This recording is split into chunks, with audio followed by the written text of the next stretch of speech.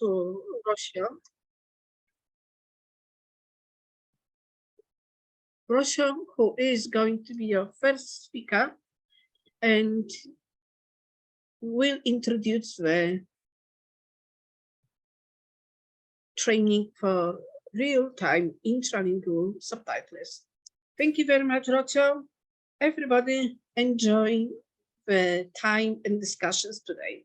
Thank you. Thank you so much, Livia, and thank you to the whole FO team for inviting us here today to the workshop. My name is Sofia Bernabé. I come from Spain, but I work in Germany at a university, and I was very blessed to be the leader of the project Live Text Access, LTA, as many of you know by the short name. We started in 2018 and we finished in August 2021. And the whole topic of the project was how to contribute to improve live subtitling across Europe. If we go to the next slide, please. There, I'm not going to read this. Don't be afraid. The slide shows a bit of an overview of the result of the project. We departed from the idea that there was still work to do in the field of accessibility, in the field of live subtitling, and our approach was to create a training that would be open source for everybody who wants to learn, who wants to use it in their own organizations to train future live subtitlers. As you see today, we will look into the different units or the different areas, competence areas that make the training. For instance, what is accessibility? What linguistic competence does a professional need, or IT competence, and so on. And in the end, Gabriele, she will tell us about the possibilities of acquiring a certification as real-time subtitler. If we go to the next one, this was the departing point of the project. So the situation at that very moment, and I think today, because we're here today for the same reason, is that the demand for live subtitling has been increasing for the past years. In many countries have agreed to make it it's compulsory in certain situations, and yet we don't have enough professionals trained in a harmonized way. We also see and saw at that time that even training sometimes differs from one country to another. Maybe in some countries they only train real speakers, whereas in other countries only trained with the keyboard. And the same thing happened with the working context. Sometimes they are just professionals are only trained for conferences, but they don't know how to act, for instance, in education settings. So with all these ideas, we gather a nice consortium. You can see it on the next slide. We were 3 universities. Today, 2 of us representing the universities are here. Carlo, at that time as the Escuela Superiore per Mediatori Linguistici in Pisa, and myself, I'm still at the STM Munich. Then we have 2 associations. We have FO, of course. The whole project is user-driven.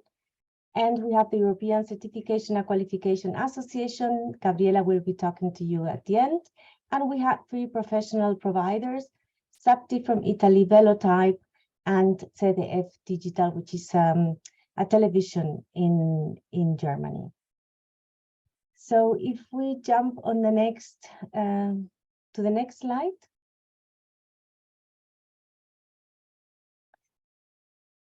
When we finished the project, what we did was to publish all the training materials, the course, the curriculum, and we were very lucky to be assigned a good practice logo from the Erasmus agency, which means, which I'm actually very proud of, because not all projects get this, get this logo, and it got very good ratings.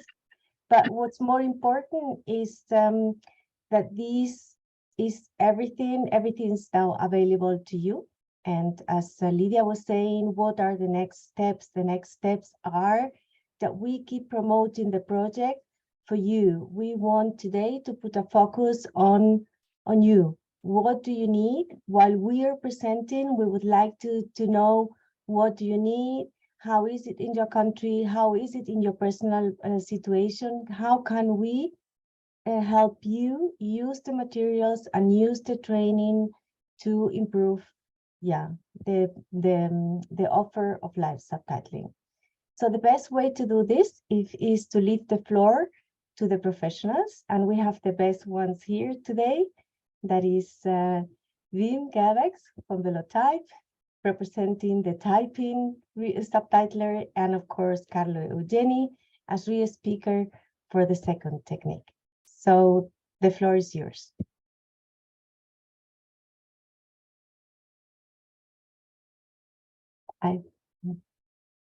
I think next slide, please.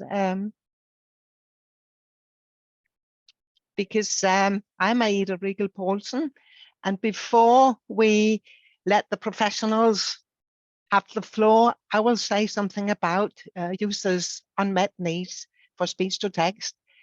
As Lydia also said in the introduction, it varies a lot throughout Europe. It varies also internationally, of course. But since we have now the LTA product as an online education, I would like to change the title Unmet Users' Needs into what makes a good speech-to-text interpreter. So next slide, please.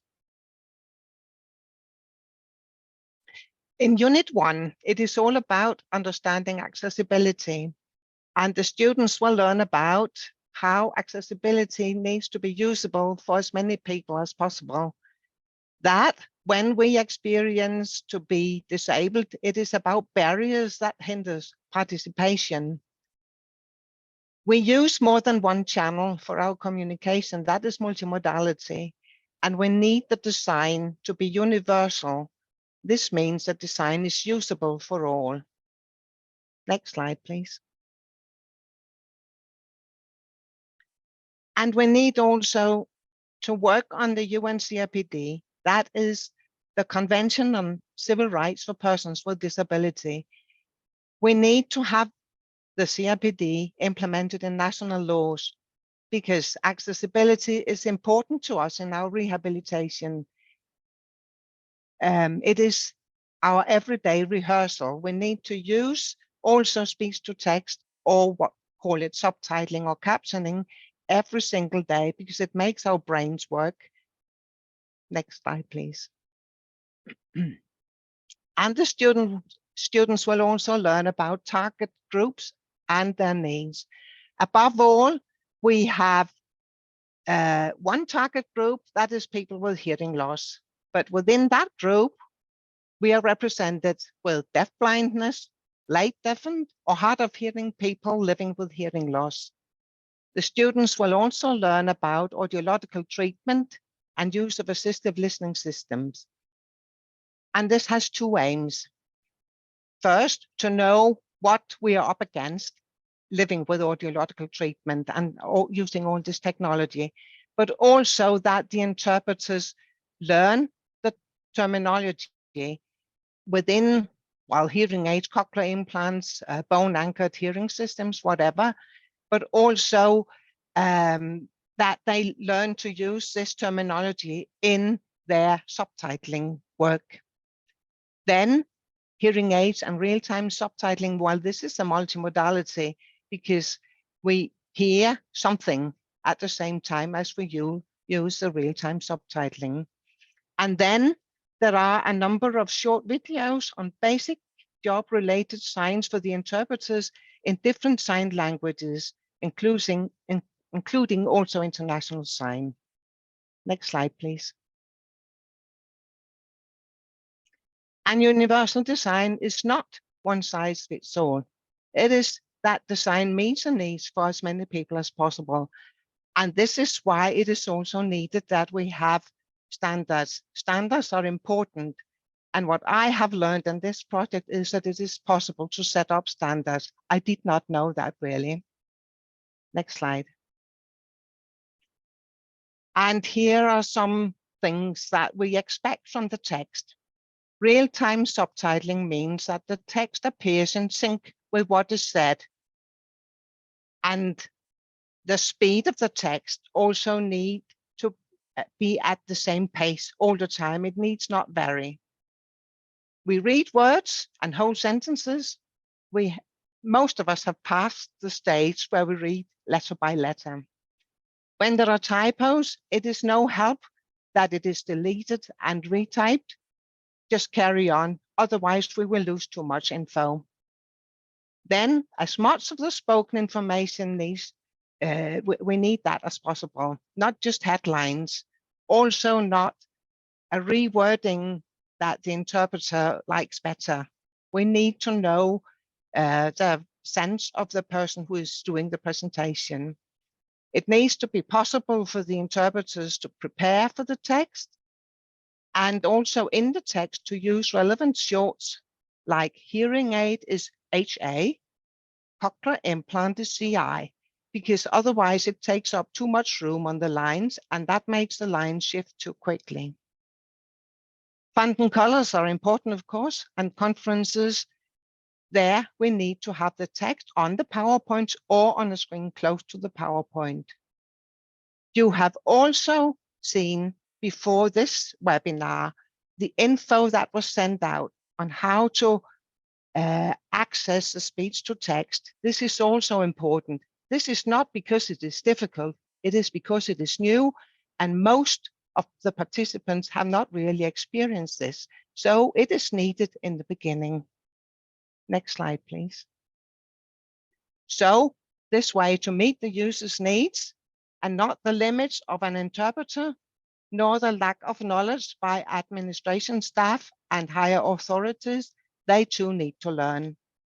And then we need the interpreters to be certified, because then we can pass on the good word that we know good interpreters, and that is the way forward. Next slide, please. And to come back to the UNCRPD, it needs to be implemented in national laws. But for as long as this is not implemented in national laws, we also must remember that it is also nowhere stated that speech to text need not be optimal. That means 100%. Again, accessibility is important in our rehabilitation. It is an everyday rehearsal and exercise. Last slide, please. To wrap up, the LTA project is now an online education, and this has shown us that there is a way to set standards in everyday practice. We have the possibility for users to compare and give useful feedback. We can improve speech to text and we can improve our lives. And we have a way to practice inclusion. I think I will now let you learn more about the actual education from Wim and Carlo. Thank you. Thank you, Aida. Hello, everybody. Next slide, please. The Unit 1 has already been described, so you know from Aida that we deal with all notions concerning accessibilities and disabilities. In Unit 2, we start entering into details of the profession from the practical point of view, because Unit 2 aims at teaching trainees how to develop the linguistic competence that is needed to produce live subtitles, whatever the technique that is used, either re-speaking or velotyping. Unit 2 of course, we don't have much time, so I will not go into details, but basically deals with functionality. Functionality is basically the fact that live subtitlers have to produce accurate, readable, and legible subtitles. I see that in the chat there are people already discussing what Aida has said, so there's no need to retype if there is a mistake. Of course, there are context scenarios, cases where this is not possible. In some cases, you need to retype. But I see that the conversation continues, so that's great. It means that Aida really talked about something that is of interest. Strategies, the second point is basically we teach live subtitlers how to deal with very specific topics.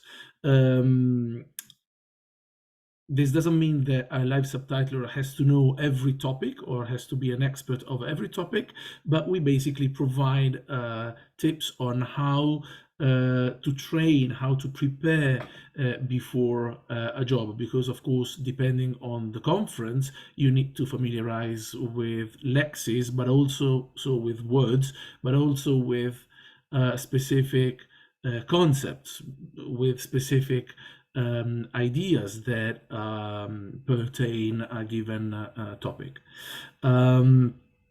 Also, and this is the last aspect, we teach how to cope with speech-related challenges. And to understand this, I would like you to watch the sequence at the next slide. What do you think Uma Thurman in this very famous Pulp Fiction scene, Woody Allen, Marlon Brando in The Godfather, Jean-Claude Van Damme, some characters in The Lord of the Rings, or the Minions have in common? I've put them here because they inspired us somehow in telling trainees how to deal with challenging speakers, because like in a movie, in a conference, you may have people who love plays on words, or other speakers who speak very, very quickly, other speakers who mumble or speak too softly and you can hardly understand them. Or you have speakers with a very thick or foreign accent, which is also difficult to understand. Or you have speakers that produce sentences that have no sense, or use invented words or foreign words or banana language like words. So in this unit, we teach trainees how to deal with, how professionals normally deal with these challenges that sometimes clients ignore. So even in case of challenging speakers, the client says, but the subtitles didn't report on every single word or were delayed. Next slide, please. Thank you. So this was Unit 2. In Unit 5, Wim will talk of 3 and 4 and 6. In Unit 5, we deal with re-speaking. So we teach the technique. Before providing details, let me tell you briefly what re-speaking is, because I've seen experts of re-speaking attending this webinar, but there are also people who may not know what re-speaking is. So basically here you see somebody who is the re-speaker. The re-speaker listens to a TV program or a conference speaker or somebody speaking in a meeting, in a classroom, in a parliament. So they listen to them and repeat what they say word for word or concept by concept, depending on the countries. And they speak into a mic, and the mic sends what the re-speaker says into a software. The software is called automatic speech recognition, and automatic speech recognition turns what the re-speaker says into written words. Okay, so these written words then appear on screen as subtitles. So it's a technique like many others, like Velotype, for example, to produce what you can read now if you are using the subtitles. In the next slide, I'll show you a video that shows how re-speaking is done in practice. Can you click on the slide? Can we share the audio? It's just 7 seconds, so it's not a waste of time. Thank you very much. So sorry, I'm always the troublemaker. Meanwhile, I'm checking the chart, and I see that the issue of readability of mistakes is also something that keeps being of interest.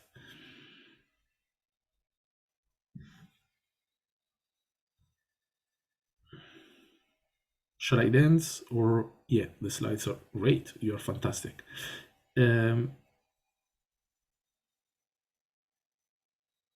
I keep not hearing the video, but well, there are subtitles. I have I have subtitled the video so that you can read what the re-speaker is saying, even if I think you have to share the sound as well. Yeah. Before sharing the PowerPoint, there's a function that says share audio.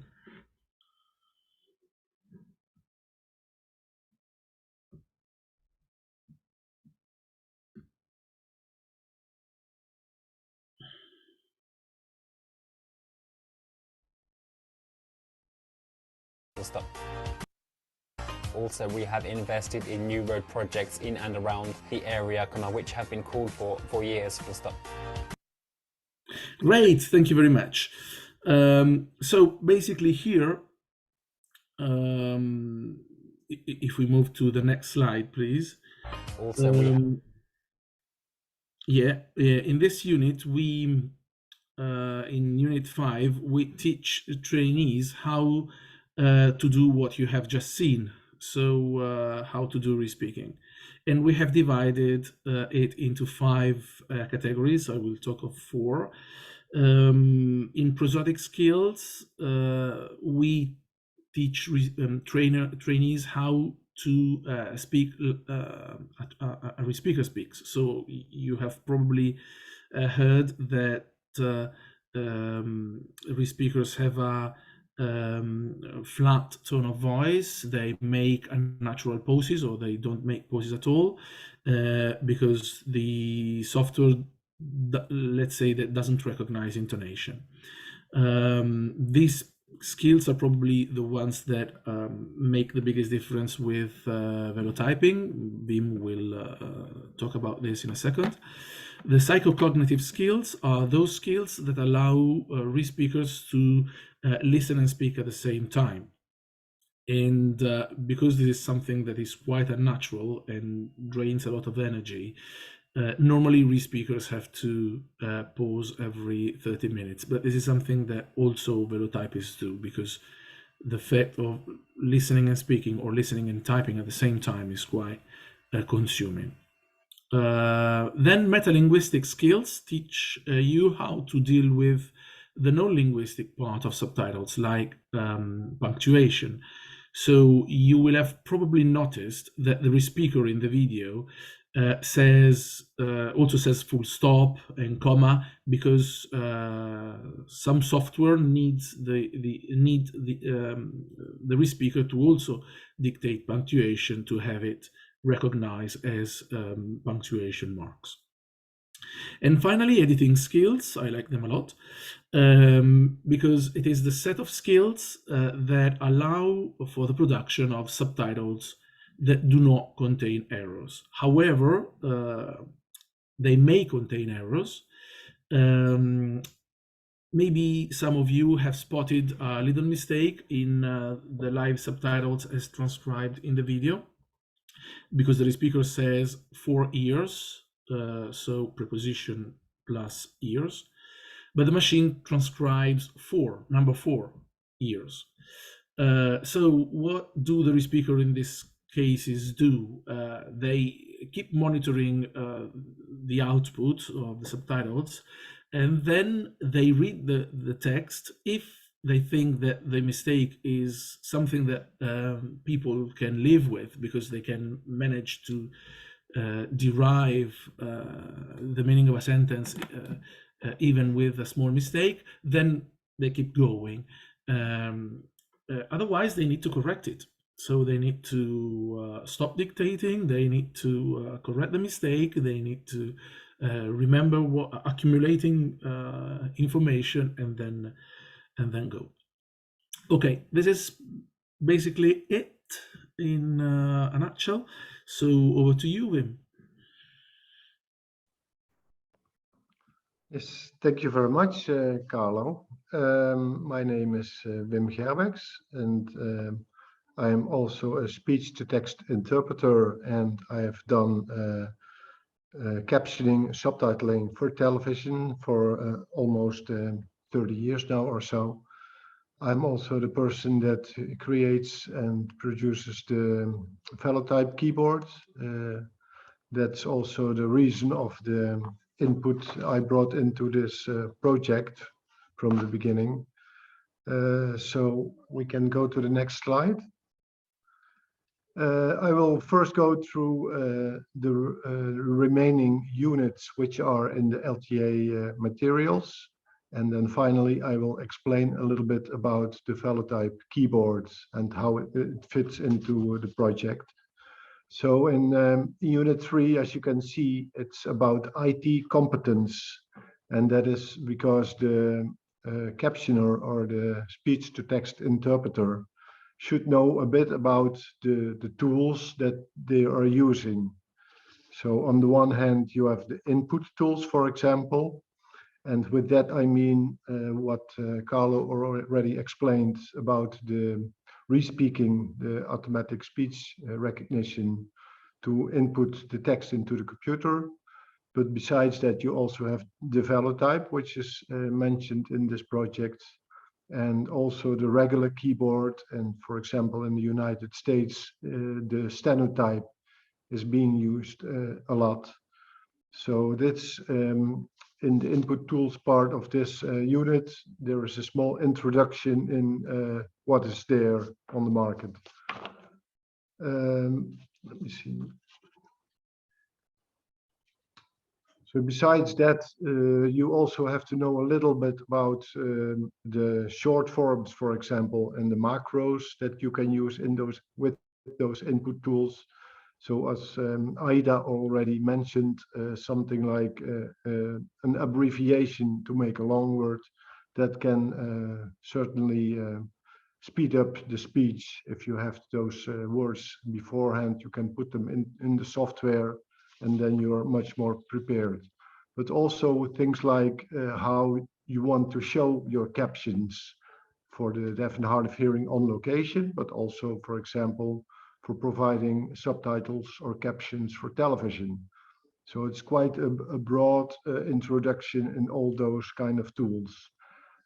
Besides that, you have the output tools, and one tool you can mention here is the text on top tool, which can be used to show the subtitles either on location or remotely. But you also have the subtitling software that the television stations use. And finally, some mention about the work environment setup. So when a person comes to a certain location, a text interpreter, they have to know what is expected from them and give some advice on how to set up the ideal environment for working. So for example, the text interpreter wants to have a good sound. He wants to see the speakers speak, and he also should send the text he produces either to a screen or to a technical team. So that's also some knowledge all text interpreters should have when doing this profession. Next slide, please. And then in Unit 4, there's a little bit about, as you can see, the management skills, interpersonal skills, business management. So you have to, because as a text interpreter, for example, in the Netherlands, you are a small entrepreneur, a small business. So you have to have some kind of knowledge on how to do this job, how to contact potential clients, but also how to drive a business altogether. Besides that, you also need to know a little bit about stress management, how to cope with the stress within your profession, some business issues. So all these topics are being discussed in Unit 4, at least the introduction of it. Next slide, please. And then I will talk a little bit about the Velotype keyboard itself. Maybe you already have seen it somewhere, or maybe you even know how it works. But since it's such a diverse group we have here today, I want to explain a little bit about it. I actually put a small picture of the original inventors of the Velotype keyboards, which are on the slide. That's Nico Berkemans and Marius Den Outer. Those are Dutch people, and actually the first version of this of the Velotype was developed in the late 1930s already, a mechanical version of it by Marius. And throughout the years, it was developed more and more. And with the computer coming in the beginning of the 1980s, it became an electronic keyboard. So that was more or less the start of the keyboard itself. And in the end of the 1980s, it started being used by the Dutch television for subtitling there. Next slide, please. So how does it work? Here you see two pictures. On the left, you see the colors of which the fingers are assigned. So the same color is for the same finger. And what you can notice there, for example, is that the thumb is being used quite a lot for a lot of keys. Whereas for the standard QWERTY keyboard, it's only being used for the space bar. And it is the most flexible finger on the hand, so it's smart to use it even more. And even the palm of the hands are used.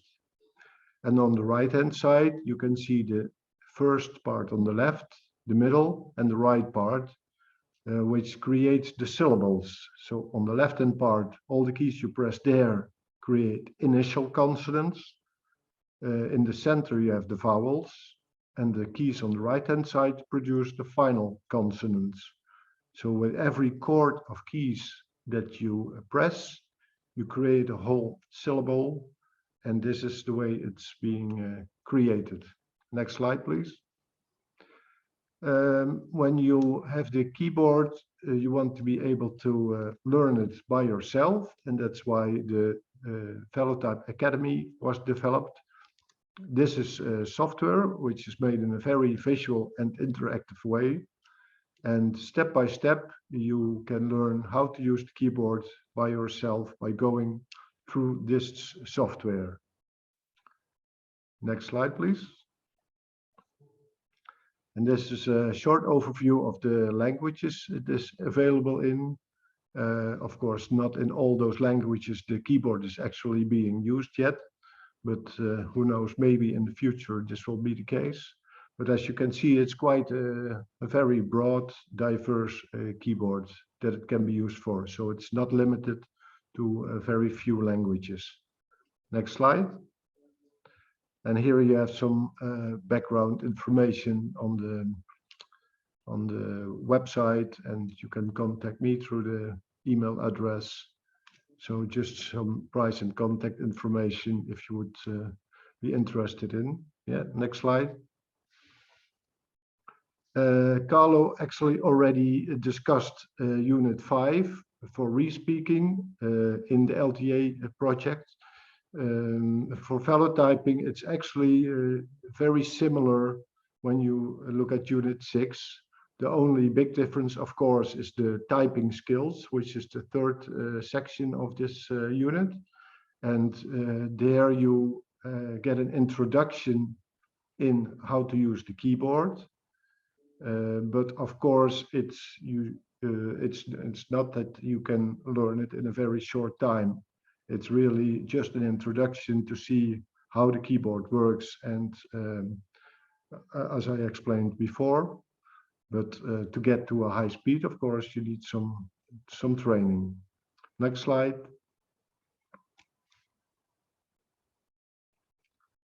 So when you want to go through the LTA materials and you want to focus on the velotyping, the first question, of course, is what equipment do you need for that? And yes, you will need the keyboard to practice the key combinations and to get to a high speed for that. You can study it yourself, as I already showed you with the Velotype Academy. But you have to remember that it's really a skill that you have to learn, and you have to get to a high speed to be able to work as a captioner or an intralingual subtitler. So for that, it takes around 2 years to learn the Velotype system and to get to a speed of about 500 characters per minute to be able to do this job.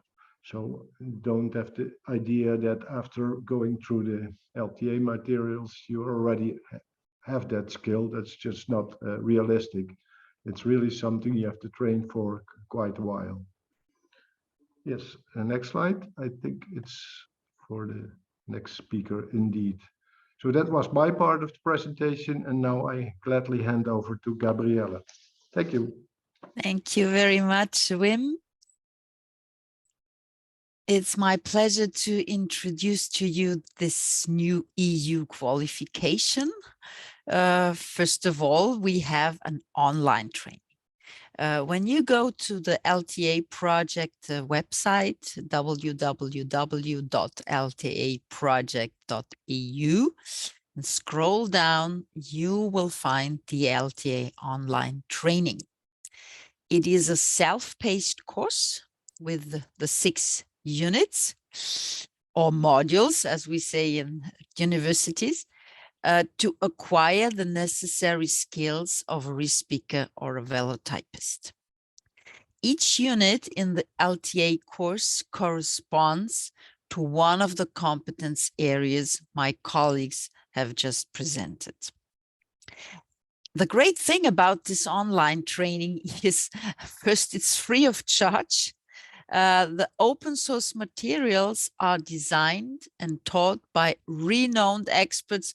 I would even say the most renowned experts we have here in the European Union. And if you are a trainer yourself, you can use the course to design your own curriculum or to get certified as an ECQA certified trainer. Next slide, please.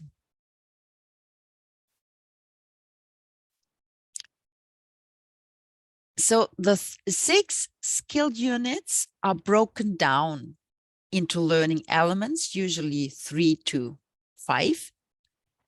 And this is following the standardized structure of an ECQA skill card. ECQA, Rotheo said it earlier, stands for European Certification and Qualification Association. And the skill card for re-speakers and velotypists is the result of an online survey we conducted during the LTA project, which means that it reflects not only the knowledge of the consortium of the project, but the knowledge and the expertise of more than 120 professionals, end users, and stakeholders across Europe, but also the Asian Pacific and the United States. So it's pretty much a global set of competence areas and skills and knowledge. Next slide, please. So to start your certification, it would be a very good idea to check first your knowledge about speech-to-text interpretation by doing the LTA self-assessment. It's again free of charge, and you have here the direct link on our website where you get to the ECQA self-assessment, and also to the MAS test, because you will need a MAS test to qualify for the Intersteno ECQA oral exam. Next slide, please. What is very, very important for an ECQA certificate that is a driving license of a profession is the practical experience. So of course, we have a practical unit. The first element is a practical test, a MAS test, standing for most accurate and rapid speech to text. I bet all of you will know. The second element is an interview and an oral presentation of your knowledge and skills before a committee. And the third element is two short videos you are going to produce and to upload. It's 3 to 4 minutes each video maximum. And these videos are recorded during your daily work, during a live session of a real speech-to-text interpreting job. Next slide, please. So we have an online multiple choice test. Yes, that's for sure, to test state-of-the-art knowledge, factual knowledge, basically. And we put the emphasis on this oral exam. You have to successfully pass an interview before a committee, and you have to upload it, the evidence, and it doesn't have to be older than 3 months. Yeah, so this is a requirement. It's really important that you pass this successfully. Next slide, please.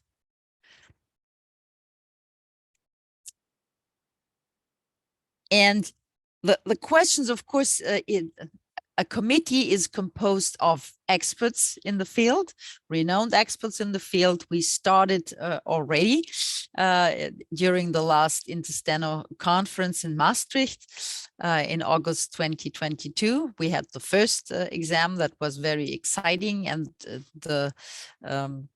this committee was composed of LTA project partners. And of course, it needs to be very transparent what these people ask candidates. So the questions are about real life scenarios, so your practical experience, your professional experience, as it says here, the setup, working conditions, equipment, etc. About your code of conduct. This is really about the third component of a competence. It is the attitude. We have knowledge, skills, and the attitude towards your profession. It's very interesting how to assess that, which questions do you ask here. I'm a very passionate auditor, so for me it's really fun to ask people these very basic questions about their ethical attitude towards their profession. Then a question about these very 2 short videos of your practical work you upload before the exam. Next slide, please. And all the details of what I briefly presented you are described in our certification scheme. We are about to finalize it because it's quite tricky to meet the needs of various levels, yeah, of competences, obviously.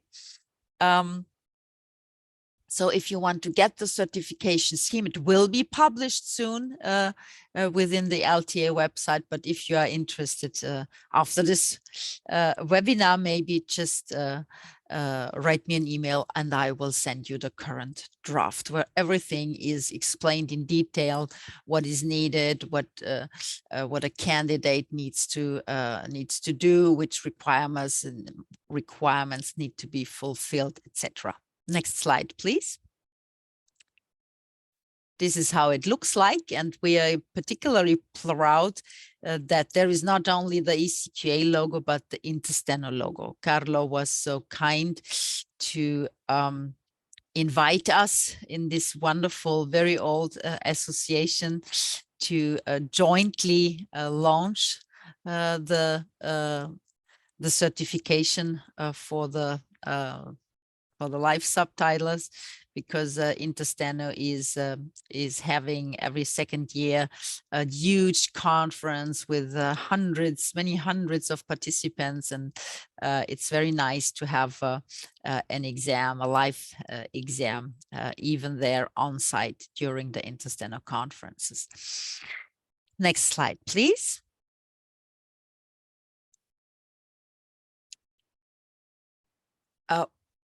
Accessibility and inclusion really have become a mega trends in our societies, in particular in North America, but also in the European Union. And for the first time, this is, you know, I'm really a pioneer in Austria when it comes to diversity and inclusion. We prepared the first standard for diversity management many years ago, and this was worldwide the first standard. And I'm particularly pleased that for the first time, people with disabilities are considered as experts who can be hired for assessment, consultancy related to accessibility and inclusion. For the first time, there are European certificates to confirm that people with disabilities and all those who work in the field of accessibility and inclusion are competent and qualified to do their jobs and job roles at European level. So no more deficit thinking here, but appreciation for qualified jobs and recognition of professionals in the field of accessibility and inclusion. ECQA has been the project partner for certification in various projects in many different fields since many years, from automotive industry, solar energy to cultural heritage. And diversity and accessibility has become a special focus over the past few years. Maybe also due to my personal enthusiasm and competence in this direction.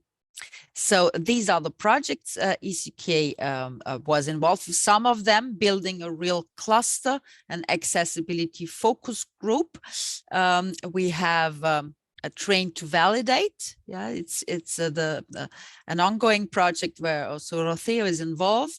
So the professional training for easy to read facilitators and validators. 2 certificates are developed here for easy to read validators and facilitators. We just finished the impact project, inclusive method based on the perception of accessibility and compliance, testing with the new certificate ECQA certified digital accessibility mediator. We, as you might know, we even have a European standard about digital accessibility, the EN 301549 standard. Next slide, please. Thank you very much. And we have a very interesting project about inclusive distance learning with Canadian project partners. There are some funding schemes where even Canadian organizations are eligible for funding. So this idea implementing a digital e-learning alternative project is very promising one, with the new certificate ECQA certified trainer in inclusive distance learning. An older one is ACT, Accessible Culture and Training project website, still up and running with again with two very basic and interesting certificates: ECQA certified accessibility manager and accessibility coordinator, venue based.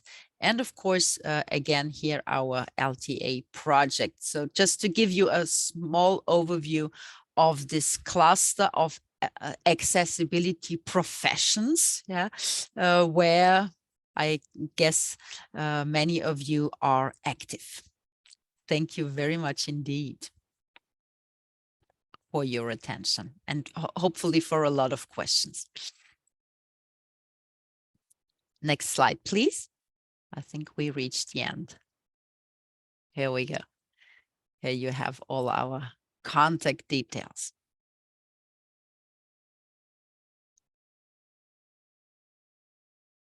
So I give the floor to I think Aida,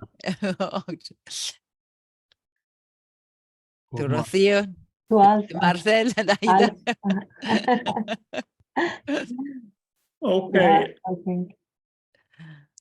thank you very much for your very useful and interesting presentations. I think our president, the FO president, Lydia, is a little bit offline for the moment, so we will carry on from here, and me, Alf Lindberg, one of the board members of the FO, I will try to guide us through a number of those questions that has come in through the chat, and you're free to put new questions in the chat if you write them down.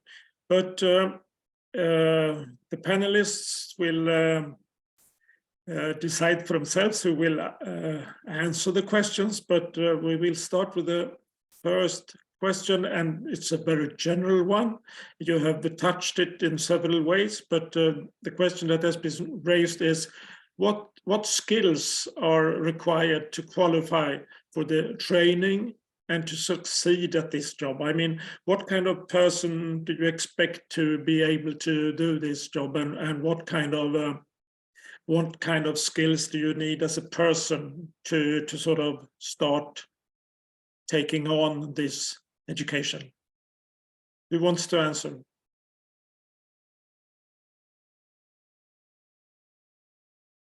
Well, Wim, please. Yes, I can give an answer from my perspective, at least. I think one of the aspects of this profession is that you have to be a social person in a way, because you are supporting somebody else, somebody who has maybe difficulty hearing or following a meeting. So you're providing that service for a person, making them communicate in different settings. On the other hand, I also think what you need to be is you have to be able to cope with stress, and you have to be able to enjoy doing that as well. So enjoying a little bit the stress of the work you are doing, either in a big event or either by providing subtitles for television. So those two aspects, I would say, are important if you want to do this profession.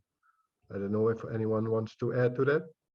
I would like to add one. I think the person also has to be interested in general in many topics, because you're going to be learning for every single time you work, you learn something maybe about a completely different field. So it would be good if you're a person who is interested in many things and cultures and topics. And I would say be flexible. I think the working times vary a lot. I mean, you can say more about this, Carlo and Wim. Yes, over to Wim, because he knows the answers already, and I'm answering in the chat. So I'm okay, you're answering. working. Yes, this is exactly right. You have to have a very broad interest in many different topics. So it's always a challenge when you work in this field. You never know in which kind of meeting you can come and what kind of topic. So I have seen many different topics come along. And yeah, that also makes it very interesting, I think, a very challenging job. Yeah. Well, thank you for those answers. Another question that was put is if for the EU certification, is there any interaction with the hard of hearing clients a must for evidence that you can do this job? I tried yes to and provide no. a short answer, but I think that Gabriele, Yes. will provide more details. Yes. Of course, we are in a very lucky situation that EFNO was partner of the LTA project, and the candidates for the certificate, we had long discussions, because usually an ECQA certificate is a driving license. It's for practitioners. It's for those people who already do the job, right? And this certainly will be the first round of candidates who will sit the exams, as we did last year in Maastricht. And these people are very much connected. They are community, so they are well known, they know each other, they are part of the family, and there, of course, we have all the contacts through Aida and Marcel.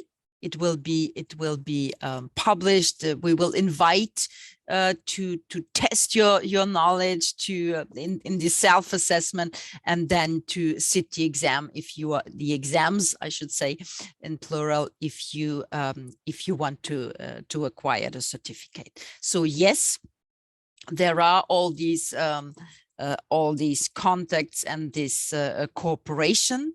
However, what is also foreseen is to encourage those people who did not even start a training course. This is also at the very basic level. Then the requirement is that they really do also the training. We are in an ideal situation now. We have a very recent, very well elaborated, valuable training course for free. So also those people who are really interested in the job without experience, maybe even without contacts in the field and in your communities, they also shall be encouraged to do the training, to find out whether this is something for them, and then of course they get connected with the community. And we are very grateful that you organized this webinar today, because this is the best way to raise awareness, to invite people, to invite people really to have a look at it, to do the training, and to become real life subtitlers and re-speakers. I hope this was a good answer for you. Well, I think it was a good answer, and we are really very broad community looking through this today. I mean, there are people from all over the world, from the Americas, from Africa, and from Asia, and so of course from Europe as well. So there is really going around this. Yes. Another question then, who sort of connects to this one, is that will there be any way to sort of get in touch with people who have this education, this certification? Will there be some kind of directory where stakeholders and clients can search for a STT provider who has achieved this certification? Yes, this is always, of course, very much fostered by ECQA. However, we need to, we will, let's put it like that. We need to be careful with these GDPR requirements. We had it in the past, you know, all these registers, and then a marketplace and Agora, and then GDPR requirements came. However, I think it's the best way to have these registers on your websites, right? So that ECK, of course, has all the details, but the contacts or this Agora, this marketplace, should be on the community websites, right? But in principle, yes, this is what we always did. We just have to find ways to meet the requirements for GDPR. Okay, thank you. Then we have another question here about this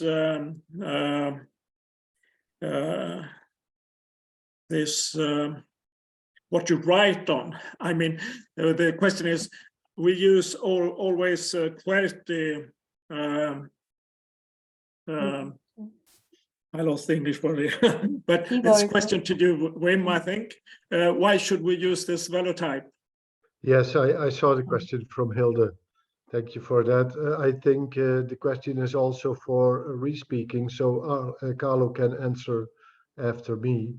As for velotype, if you compare it to a normal keyboard, the big difference is that you press a number of keys at the same time, a chord of keys. So that way you produce every time a whole syllable instead of character by character. That way it's a much quicker system than typing character by character. That's the first part. The second part is it's a very ergonomic keyboard. So I can be using the velotype keyboard for 2 hours or so, like Chimk is doing in this meeting, for 1.5 hours at a speed of speech without really getting tired. Or of course you get a bit tired, but with a QWERTY keyboard, the number of movements is much higher, which you get much tired from. So that's, and the part with velotype, if you would compare it, for example, to speech recognition, is that if you press the correct keys, you always get the correct word out. And with speech recognition, you are depending on how well the computer recognizes your voice. With a velotype keyboard, you don't really have that problem, because yeah, you just have to press the correct keys. The disadvantage, however, compared to re-speaking, is that you have to know the spelling of all the words. So if a word doesn't appear correctly because it's spelled incorrectly, that's because of the typist, not because of the computer. But maybe Carlo wants to add more about speech recognition and re-speaking.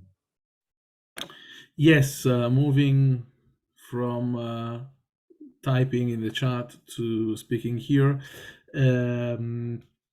Respeaking is something that is having more and more success. It's, say, more than 20 years that it exists, so it's the youngest technique. And it is quite easy to start, meaning that if I train you into respeaking, after a week you can start respeaking. Of course, this doesn't mean that you are a good subtitler or a professional subtitler, but because you simply need to speak into a software, then the technique can be seen as an easy one. And they are trying to pay respeakers less compared to other professionals because of this. This happens in the United States. This happens in other parts of Europe. I've read a comment here in the chat that talks about the Netherlands and the fact that respeakers are not available to deaf people for several reasons. What is important here to remember is that respeaking, velotyping, stenotyping, palantyping, and all the types of techniques that are used to produce live subtitles are techniques. What is important is the final result. So what makes a professional is what they can do with their technique. Whatever is the technique. Okay, so people normally go into respeaking because they find it easier to compare to a training that takes 1 year or 2 years to get familiar with a machine, but is turning somebody into a professional takes also a lot of time. I wanted to add something because in this line as well, what Carlo is saying and what Wim is saying is that the training, you can use the training even if you're not sure about the technique you want to use in the end. What I mean is that is what Carlo was just saying. Important is the result. So which technique you use in the end, even if you're doing the course with a QWERTY keyboard, that's also fine because the training focuses on the competencies you have to have at the end of the course. Which technique you use, indeed, that's up to you, and you can even adapt. Of course, we've taken Velotype as an example of keyboard for all these advantages that Wim is saying. So, of course, you have to make a bigger effort maybe at the beginning, but on the long run, you're going to have better results, or you're going to be working at faster rates, delivering a higher accuracy. But this is up to you in the end. Either maybe you start going with Velotype, but at the end you feel better or more confident with respeaking, and the other way around. So my point is just the training is not subjected to the techniques, but the other way around. You can learn a lot with the training and then decide which technique is good for you. Okay, thank you for those thorough answers. Another question is that in some countries who are sort of lucky countries, you can get the state to pay for a speech-to-text interpreter who can follow you to meetings or to the doctor or something like that. But re-speakers are not covered by this kind of payments. Would you say that it would be a good idea to try to get re-speakers included in this kind of national systems? This is, if I can answer, this is the what I was saying before.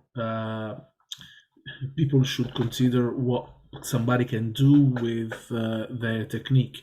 In Intersteno, which is the International Federation for Information and Communication Processing, we have people that can write up to 1,000 characters per minute by using a standard QWERTY keyboard. So these people are not live subtitlers, but they could easily be live subtitlers if they are trained into the skills of a live subtitler, because their writing skills are so good that they can produce text very accurately with a standard keyboard. But what we offer with this training is two techniques that allow to produce text more quickly than with a standard QWERTY keyboard. But this doesn't mean that a QWERTY keyboard is not capable of producing quick texts. Okay, so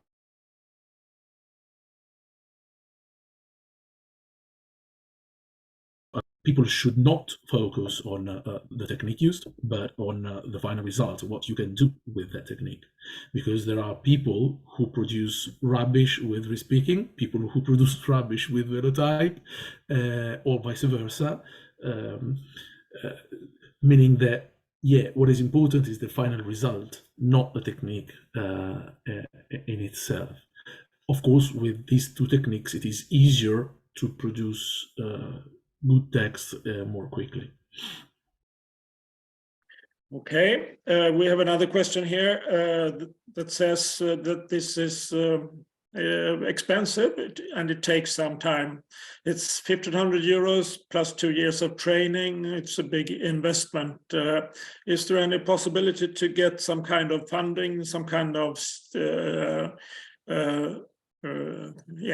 funding support for this kind of education, taking this course? I don't know if Aida knows the answer, but in Italy, that's what I can tell, there are some regions that decide to invest on training and then provide courses, professionalization courses, into many things, respeaking included, for example. But this is something that the region, which is a regional authority, finances. I don't know what happens in other countries. Is there any other one in the panelists to know if you can have some funding for this? Gabriele, or do you know about any funding for taking this kind of course? Funding?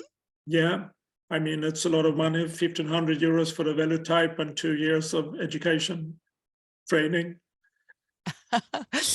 Well, I'm maybe not the right person for funding, because certification is a business, is a for-profit business. What we could do is to organize a project, of course, together. Yeah, for those people who cannot afford. But I think Wim has more experience, because it's his software, not software, it's his hardware.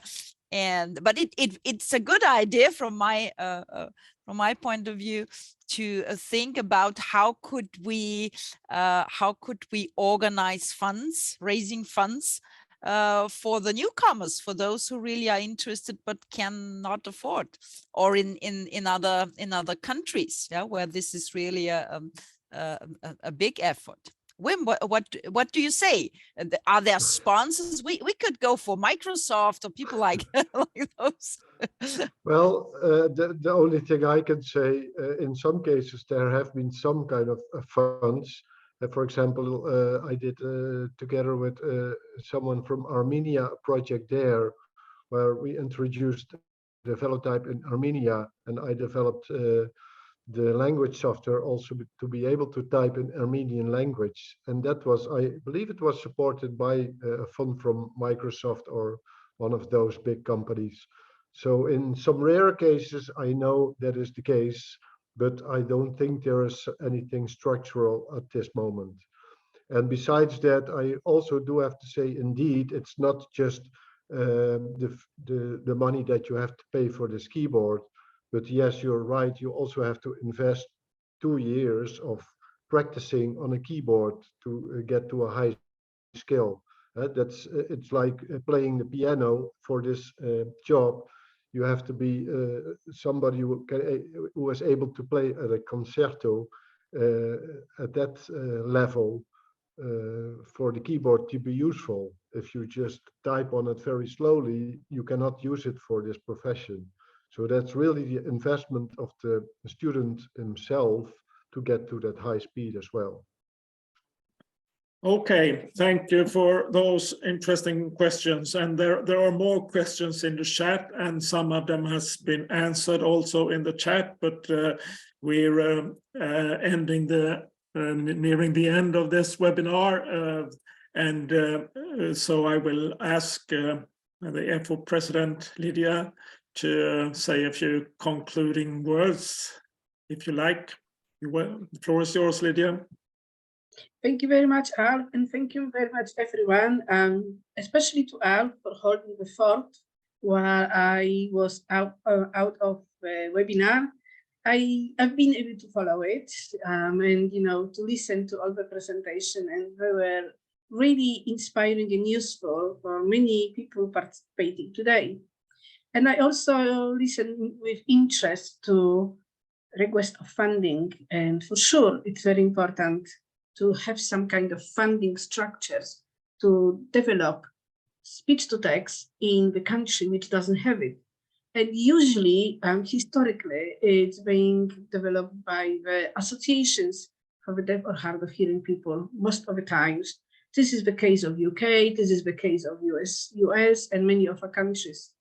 And European structural funds or social funds might be the way of reaching out and writing up a project nationally, and to be able to develop such kind of training and certification as part of this certification.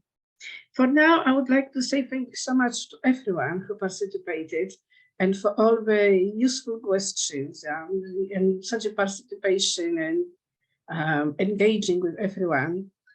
My thank you is also to our speech-to-text lady who has been supporting us throughout this webinar. So clap hands for her wonderful skills today. We have had a photo, but we can do another photo, I believe. So if Jonathan or Kave can organize a photo, please do so. And in addition, I would like to say thank you very much, especially to the board and our wonderful technical support, Jonathan and Kave. Kave has just shown himself, who have been supporting us wonderfully today. They are such a wonderful addition to our team, and we are very lucky to have them. And we will share the recording later on as we have it prepared. And hopefully we will be also organizing more events like this. It is important because, as my final word, accessibility is a precondition to participation and inclusion. And this is what we are all about. Before we go, can I double check if we have taken a photo?